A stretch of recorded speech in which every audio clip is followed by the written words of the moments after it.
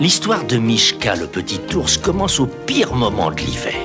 Oh, j'ai peur qu'elle soit très triste, cette histoire. Tu crois qu'elle finira bien? Chut, écoute maintenant.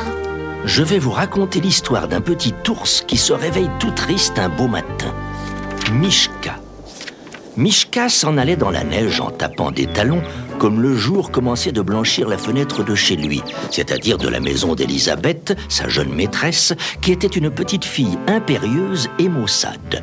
Lui, c'était un petit ours en peluche, avec le dessous des pattes en velours rose, 2 boutons de bottines à la place des yeux, 3 points de laine à la place du nez. Oh, je me sens tout triste et dégoûtée. Élisabeth n'est pas gentille. Il lui faut 25 joujoux à la fois pour s'amuser. Oh, je suis si triste. Quand on ne lui plaisait plus, il n'était pas rare qu'elle vous jetât d'un bout à l'autre de la pièce, tant pis s'il lui restait une de vos pattes dans la main. J'en ai assez d'être un jouet ici. Je suis un ours après tout. Je veux aller me promener tout seul et faire ce qui me plaît, sans obéir aux caprices d'une méchante petite fille. Maintenant, il s'en allait dans la neige. Or, depuis bien 5 minutes, un roitelet le suivait. Les roitelets, c'est farceurs. Ça a la queue retroussée et ça sautille par-ci, par-là. On dirait toujours qu'il se moque de vous. J'avais bien cru pourtant entendre. Hein?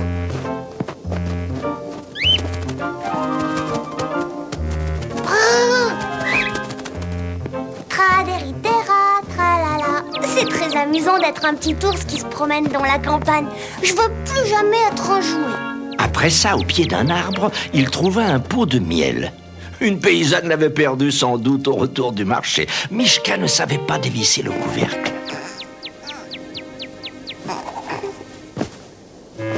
Tiens, grande bête de peau, va-t'en où il te plaît.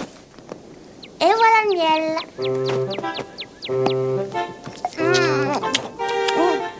Que la vie est belle dans les bois. Jamais plus je serai un jouet. Ah ça, non. Oh. Maintenant, j'ai envie d'aller faire une petite sieste en haut de l'arbre. Il s'installa dans les branches et dormit un bon coup. Quand il se réveilla, c'était presque le soir. Quand, c'est le soir de Noël. Quand, c'est ce soir que chacun doit faire une bonne action. C'est ce soir que chacun doit aider son semblable, secourir les malheureux et réparer les injustices. Tiens, je savais pas ça. Mishka descendit de son arbre et repartit dans la neige, cherchant une bonne action à faire. Mais on eût dit que la terre où il était arrivé maintenant était toute déserte. Pas une maison, pas un animal, rien que la neige et les grands bois. Soudain, voici qu'il entendit des grelots. C'était un traîneau tiré par un renne. Dans ses beaux yeux longs, le renne avait une lumière comme on n'en voit pas sur cette terre, assurément. C'était le renne de Noël qui faisait sa distribution, comme c'est l'usage dans les pays du Nord. Grimpe vite, Mishka, tu m'aideras.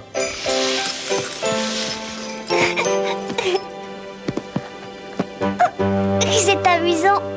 La nuit était venue, mais il y avait tant d'étoiles au ciel qu'on y voyait comme en plein jour.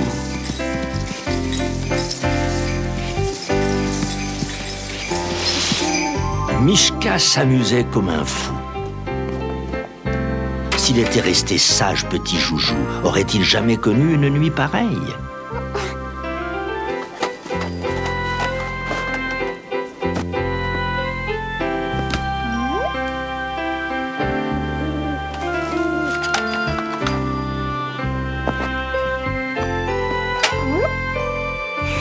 Voilà la dernière maison.